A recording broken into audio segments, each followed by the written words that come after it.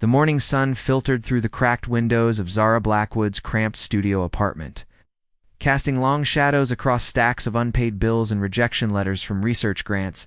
She stirred her instant coffee with a plastic spoon, the bitter taste matching her mood as she contemplated another day of job hunting. Her marine biology degree felt worthless in a world that seemed to value profit over protecting the oceans she loved. The knock at her door came at precisely 9 o'clock, followed by a man in an expensive suit holding a leather briefcase. James. Whitmore introduced himself as a lawyer representing the Sterling Foundation, his voice carrying the weight of formality and secrets. Zara's heart hammered as he explained that Marcus Sterling, a billionaire tech mogul she'd never heard of, had specifically requested her presence at his private estate. "Why me?" she asked, her voice barely above a whisper.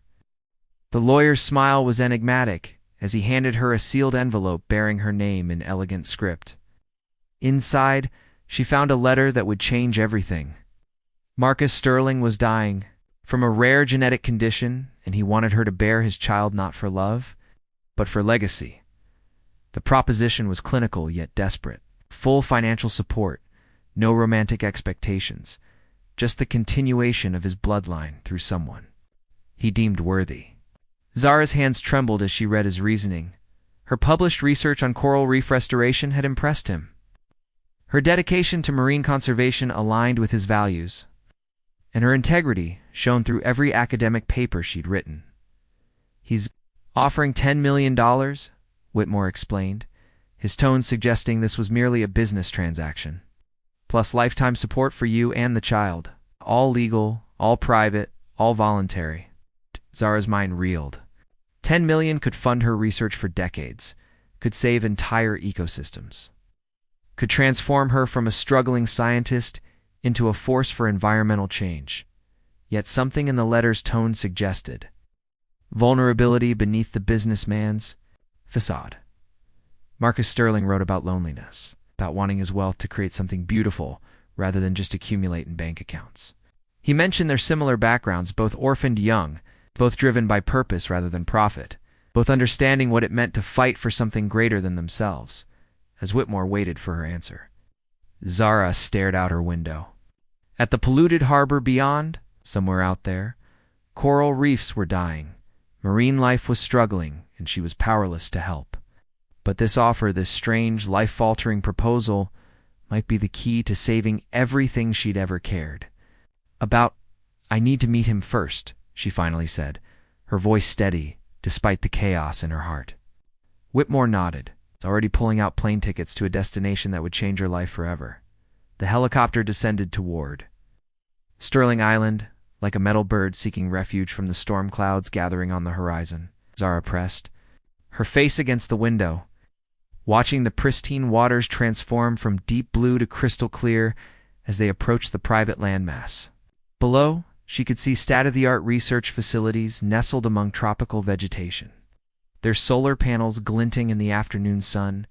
Marcus Sterling stood waiting on the landing pad, and Zara's breath caught in her throat. The media photos hadn't captured the weariness in his dark eyes or the way his tall frame seemed to carry invisible burdens. His black hair was disheveled by the helicopter's wind, and when he smiled, a genuine expression that transformed his entire face felt something shift inside her chest. "Welcome to my attempt at redemption," he said, his voice warm despite the formal words. As they walked toward the main facility, he explained his vision, using his fortune to fund marine conservation research, creating sustainable technologies for ocean cleanup and establishing breeding programs for endangered species. Every word he spoke resonated with Zara's deepest passions. Dr. Helena Ross, Marcus's personal physician, joined them for dinner on the terrace overlooking the lagoon. She was a kind woman with silver hair and knowing eyes who seemed to understand the weight of the situation without judgment. "Marcus has perhaps 6 months," she said gently, "but he's determined to make them count." That night, Zara couldn't sleep. She wandered onto the beach, her bare feet sinking into sand that felt like powdered starlight. Marcus found her there, sitting on a piece of driftwood and staring at the bioluminescent plankton dancing in the waves. "Beautiful, isn't it?" he said, settling beside her. I used to dream about places like this when I was in foster care. Never imagined I'd actually own one. His confession hung in the salt air between them, vulnerable and honest. I dreamed. About saving them? Zara replied, gesturing toward the ocean. Every reef, every creature, every drop of water seems impossible now. Marcus studied her profile in the moonlight, noting the passion that made her eyes shine even in darkness. Maybe that's why we found each other, he said quietly. What? The knowledge, I have the resources. Together, we could actually make a difference. When he reached for her hand, the touch sent electricity through her entire being. His fingers were warm, slightly calloused from his recent hobby of woodworking, surprisingly gentle. They talked until dawn, sharing stories of their childhoods, their dreams, their fears. Marcus spoke about the loneliness of wealth, how every relationship felt transactional. Zara confessed her terror of failure, of watching the ocean die while she remained powerless to stop it. As the sun painted the sky in shades of coral and gold, Marcus turned to her with an expression that made her heart race. Stay, he whispered. And for the first time since arriving, Zara wondered if this arrangement might become something neither of them had expected. The research vessel rocked gently as Zara adjusted her diving equipment. Her movements practiced and efficient, despite the butterflies dancing in her stomach. Marcus watched her with undisguised admiration, his own wetsuit making him look less like a billionaire and more like the adventurous boy she imagined he'd once been, Captain Diego Rivera. A weathered man with kind eyes and decades of ocean experience checked their gear one final time. The reef system down there is unlike anything you've seen, he told Zara. Mr. Sterling's been funding its restoration for 2 years now. You're about to witness a miracle. As they descended into the crystalline waters, Zara felt the familiar peace that only the ocean could provide. But this time, something was different. Marcus swam beside her with surprising grace, his presence both calming and electrifying. When he pointed out a family of sea turtles gliding past, his excitement was infectious, transmitted through gestures and the joy visible even behind his diving mask. The coral reef stretched before them like an underwater garden, vibrant and alive in ways that defied everything Zara had read about dying ocean ecosystems. Schools of tropical fish moved in synchronized ballets, while sea anemones swayed in the current like underwater flowers. Marcus had done more than fund research. He'd helped create Paradise. Emma Walsh, the lead marine researcher, guided them through the restoration areas via underwater communication system. Her enthusiasm was palpable as she showed them the coral nurseries, the fish breeding programs, the innovative techniques that were bringing dead reefs back to life.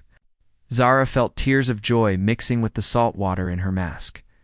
But Paradise turned dangerous when Zara's oxygen regulator malfunctioned 40 feet below the surface. Panic flared as she struggled to breathe, her training warring with primal fear. Marcus reacted instantly, sharing his air while signaling for emergency ascent. His strong arms encircled her as they rose, his steady heartbeat against her back the only thing keeping her grounded. They broke the surface together, gasping and clinging to each other as Diego hauled them onto the boat. You're safe, Marcus whispered against her hair, his voice shaking with relief and something deeper. You're safe. I've got you. Later, as they sat on the deck watching the sunset paint the sky in impossible colors, Zara couldn't stop her hands from trembling. Marcus noticed, covering them with his own in a gesture that felt both protective and intimate. Said simply, but her words carried the weight of gratitude and something more precious. When he leaned closer, she didn't pull away. Their first kiss tasted of salt water and possibility, gentle at first but deepening as weeks of suppressed attraction finally found expression. This isn't part of the contract, Marcus murmured against her lips, his forehead resting against hers. Zara's heart hammered as she studied his face, seeing vulnerability and hope warring in his dark eyes. Maybe the contract was never the real agreement, she whispered back, her fingers tracing the line of his jaw. As the stars began to appear overhead, they both realized they were diving into waters far deeper and more dangerous than any ocean. The uncharted territory of unexpected love, The storm arrived with Victoria Sterling, Marcus's estranged sister. Her helicopter landing on the island just as the first raindrops began to fall. She emerged like a force of nature herself, platinum blonde hair whipping in the wind, designer clothes somehow immune to the elements, and eyes that held the same intensity as Marcus's but none of his warmth. Oh, yeah. "So, this is the gold digger," Victoria said, her voice cutting through the growing wind as she sized up Zara in the main facility's lobby. Marcus stepped protectively in front of Zara, his jaw tight with anger that had been building for years. "Victoria, you have no right," he began, but his sister's bitter laugh stopped him cold. "No, right? I have every right to protect what's left of our family's legacy. Do you think I don't know what you're doing? It's paying some random woman to have your baby while you play savior to the fish?"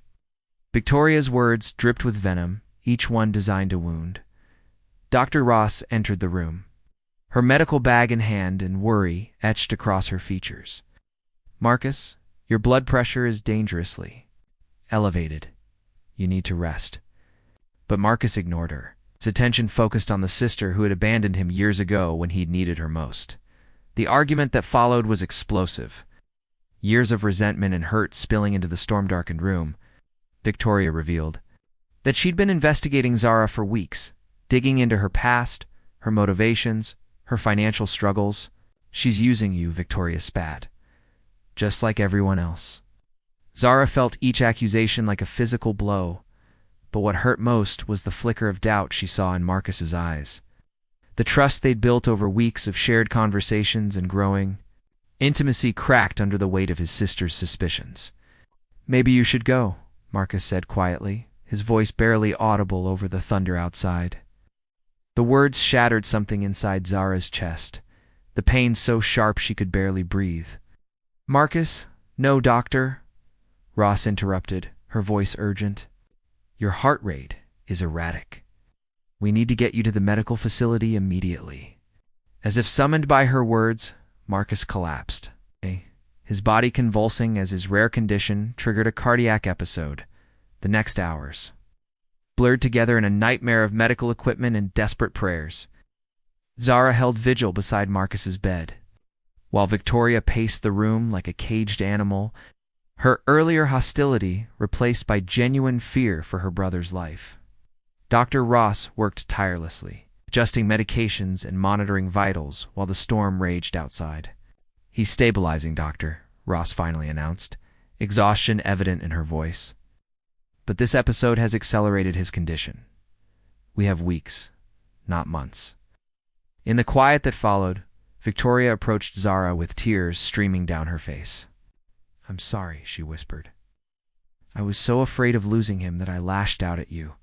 But watching him fight for his life, I can see how much he loves you, how much you love him."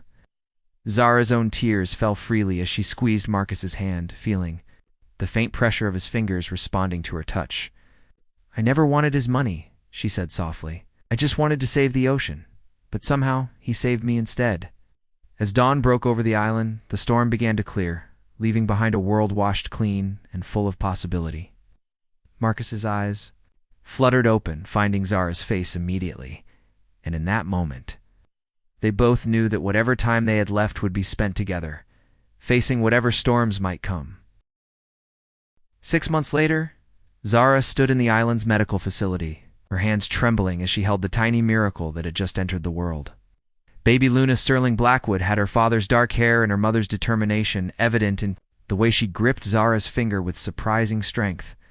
Marcus, thinner but alive thanks to an experimental treatment doctor Ross had discovered, gazed at his daughter with wonder that transcended his physical weakness.